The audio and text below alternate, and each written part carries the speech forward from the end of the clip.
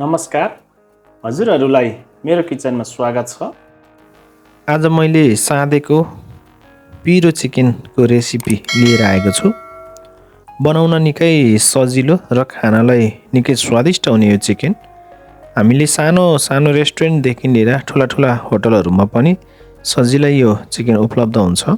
यो नेपाली स्टाइलले बनाइन्छ। यो नुनिलो, पिरो र अमिलोको राम्रो कम्बिनेसन मिलेको हुन्छ। सुरुमा हामीले यसलाई बनाउनको लागि प्याज लिनुपर्छ। प्याजलाई चाहिँ मैले यहाँ जुलियन काटेको छु, हजुरहरूले देख्न सक्नुहुन्छ। त्यस्ता हामीलाई प्याज काटिसकेपछि अदुवाको पनि आवश्यकता पर्छ यो चिकनको लागि। मैले यहाँ एउटा सानो टुक्रा अदुवा पनि लिएको छु, हजुरहरूले देख्न सक्नुहुन्छ। अदुवालाई पनि मैले जुलियन नै काट्ने छु। अदुवालाई पनि हामीले जुलियन काट्छौँ। कटिङ चाहिँ सबै हाम्रो एउटै स्टाइलको हुनुपर्दछ।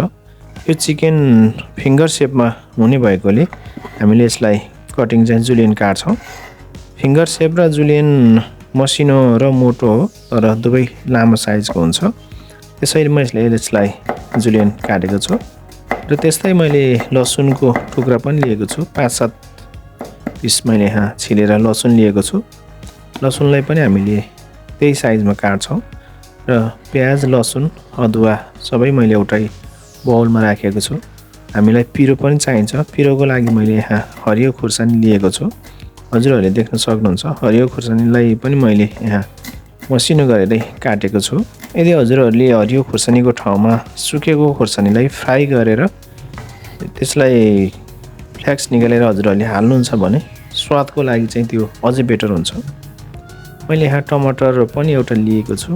टमाटरलाई पनि हामीले सेम साइजमा काट्नुपर्छ। टमाटरलाई पनि हामीले जुलियनमै काट्छौँ र यसलाई पनि मैले यसैमा मिक्स गरेछु। भेजहरू अब हामीले सबै काटिसकेका छौँ। अब हामीले चिकनलाई पनि काट्नुपर्छ। मैले यहाँ 2वटा ब्रेस्ट लिएको छु चिकनको। यसलाई चाहिँ मैले फिङ्गर साइजमा काट्नेछु, हजुरहरूले देख्न सक्नुहुन्छ। मैले अलिकति सानो खालको फिङ्गर साइजमा काटेको छु। चिकनलाई हामीले काटिसकेपछि यसलाई हामीले पानीमा बोइल गरेर पनि पकाउन सक्छौँ र हल्का सल्ट राखेर ग्रिल गरेर पनि हामीले यसलाई बनाउन सकिन्छ। यदि हामीसँग तेल तातिराखेको तेल छ भने तेलमा हामीले यसलाई फ्राई गरेर पनि बनाउन सक्छौँ।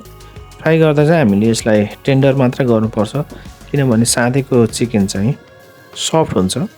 सफ्ट बनाउनु पर्ने भएकोले हामीले त्यसलाई टेन्डर मात्रै गर्छौँ। यदि फ्राई गरियो भने मैले चाहिँ यहाँ बोइल गरेर लिएको छु, हजुरहरूले देख्न सक्नुहुन्छ।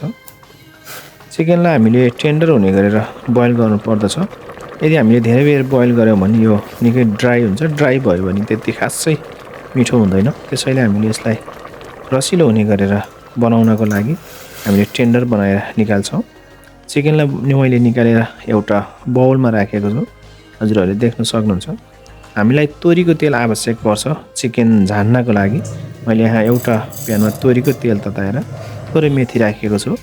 हजुरहरूलाई थाहा छ मेथीले चाहिँ आफू डढेर बल्ल फ्लेभर दिन्छ। त्यसैले हामीले मेथीलाई कालो हुने गरेर फ्राई गर्छौँ र सुकेको खुर्सानीलाई यसमा राखेर झानेर पुनः मैले त्यही चिकनमा राखेको छु। र अघि काटिराखेको हामीले भेजलाई पनि यसमा एड गर्नुपर्छ र मैले फ्रेस धनिया पनि अलिकति लिएको छु। हजुरहरूले लसुनको पत्ता, प्याजको पत्ता पनि राख्न सक्नुहुन्छ। यसमा मैले चाहिँ उपलब्ध नभएर राखेको छैन। अब हामीलाई लेमन पनि चाहिन्छ। हामीले यसमा लेमन जुस पनि एड गर्छौँ। अमिलो हजुरहरूलाई कतिको मन पर्छ त्यही अनुसार राख्न सक्नुहुन्छ। नुन, पिरो र अमिलोको कम्बिनेसन चाहिँ हामीले सकेसम्म मिलाएरै राख्नुपर्छ। यदि अमिलो मात्रै बढी भयो पनि राम्रो हुँदैन। त्यसैले हामीले कम्बिनेसन मिलाएर राख्नु राम्रो हुन्छ। हामीले यसमा अब स्वादअनुसार नुन पनि राख्छौँ। थोरै मैले यसमा चाट मसला पनि राखेको छु र मैले खुर्सानीको पाउडर पनि थोरै राखेको छु र मैले अलिकति टिमुर र यसमा बिरे नुन पनि थोरै राखेको छु। टिमुरको फ्लेभरले हाम्रो सादेको चिकनलाई झनै बेटर बनाउँछ। हजुरहरूलाई थाहा छ हामीले यो चिकन चाहिँ लगभग हाम्रो छोइलाकै स्टाइलले बनाइन्छ। छोइलामा चाहिँ बेस टमाटर हुन्छ अमिलोको लागि भने हामीले यहाँ चाहिँ कागती युज गरेका हुन्छौँ। चिकन सादेको तयारी भइसकेको छ। अब हजुरहरूले आफ्नो इच्छाअनुसार प्लेटलाई गार्निस गरेर सर्भ गर्न सक्नुहुनेछ।